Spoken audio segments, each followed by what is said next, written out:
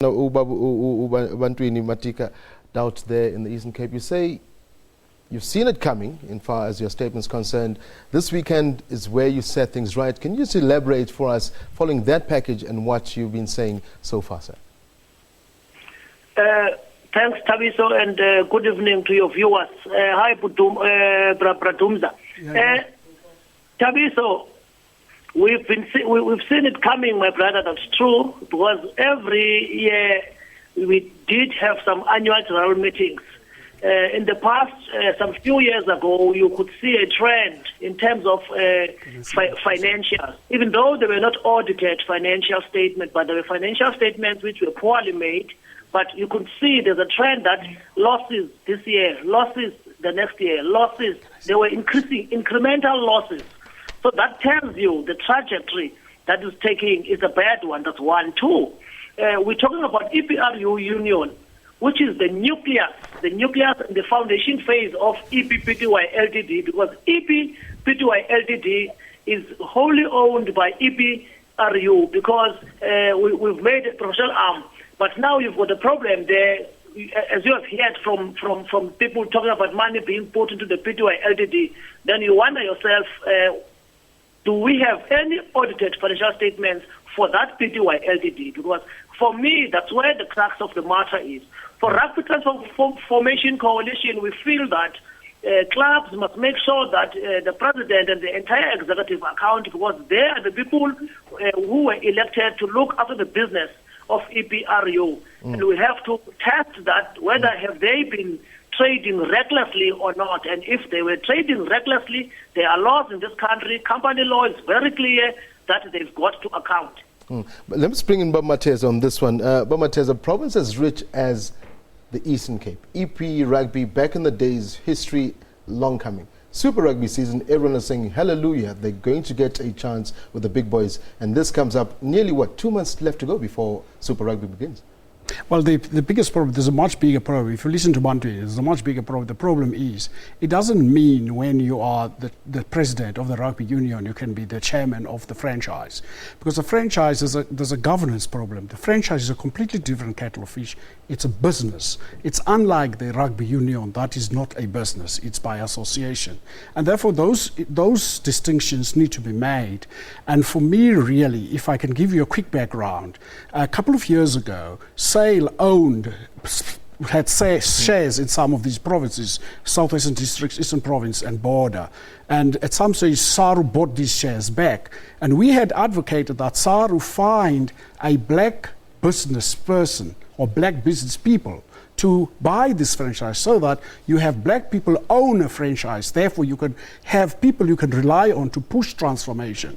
What I read over the last couple of weeks, the intention of selling part of EP Kings to Toulon, where Toulon were going to offload some of their players who are not playing to come and play for the EP Kings in the franchise, it runs in the face of transformation. And I think your question is right. We all expected this province to grow now that there's an opportunity for it to play Super 6 rugby, which is a money spinner. And that is the problem lies in governance. You can't have a president of an amateur rugby union run a business setup like the franchise. But the question then comes in, as EP Rugby is concerned, you sitting there realistically, would you once say maybe you were bit off a bit too much? We were hastily rushed into Super Rugby. Maybe we should have given ourselves 2 or 3 years in Currie Cup, build that strength, build that floor, because as it is, you've lost some of your big players to the bigger franchises because of the silly things that happen in the back rooms. That's not correct. We are not rushed into anything here. We've been ready. We have the talent. But we just need the right people to be in right positions. And Bradumza is correct that because you are a president of an association, does not give you expertise and capabilities to run a PTY LTD company. Because there are different expertise that you need to run a company. You've got fiduciary responsibilities. You must be astute in business, finances, you must be clear. And it's clear in EP Rugby, we don't have those skills now. And Bradumza is correct again. That's what we're saying as Rugby Coalition. We do have reputable people of international standard who are in business and who are black. We want those people to be on board. Saru now, they are playing as if they are good brothers or good fathers, and yet they dumped the shares last year in 2014 November because they owned shares from EP Pty Ltd. When they saw the ship is sinking, their directors who were sitting in this board of EP Pty Ltd. never did anything to correct that. Now they jump out. A year later, they want to take over as if they are saviors. They are not saviors. They are creating problems for black rugby.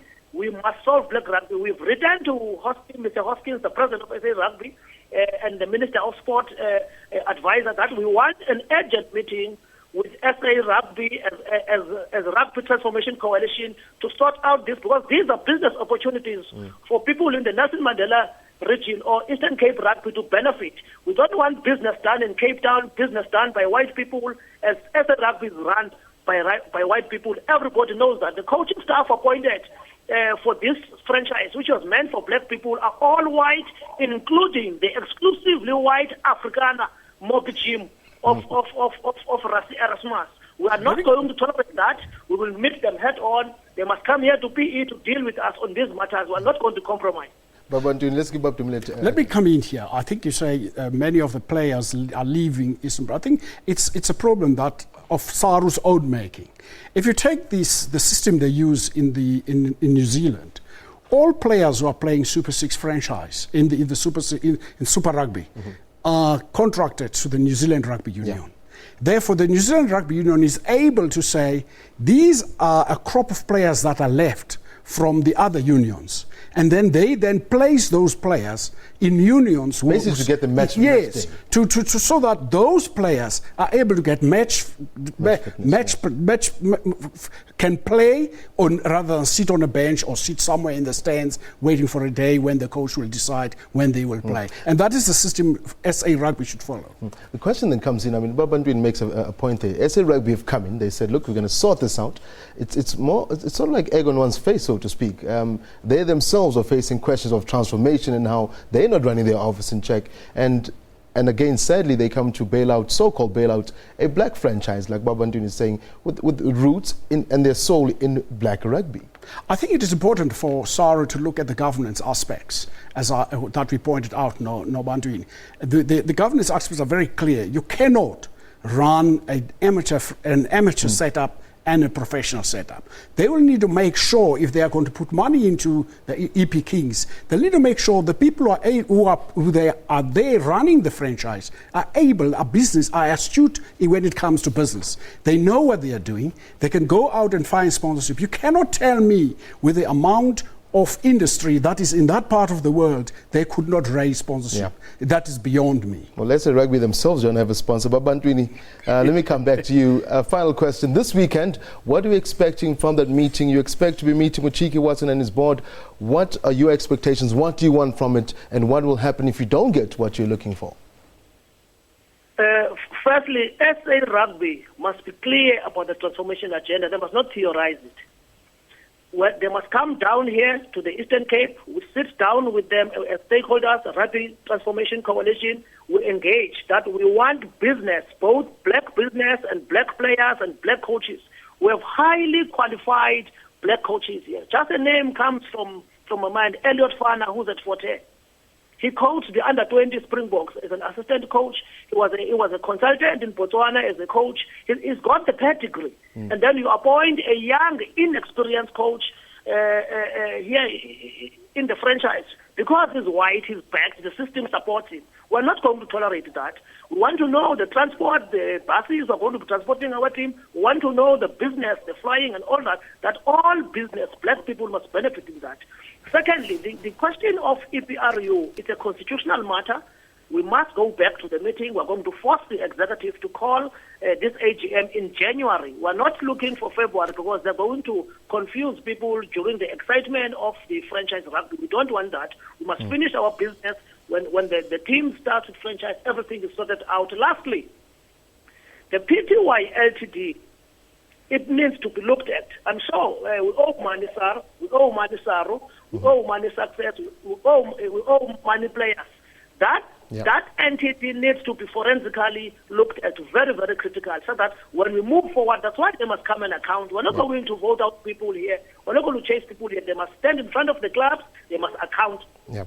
Bantwini, Matika, thank you very much for speaking to us from the Rugby Transformation Coalition. Wishing you the best of luck over the weekend.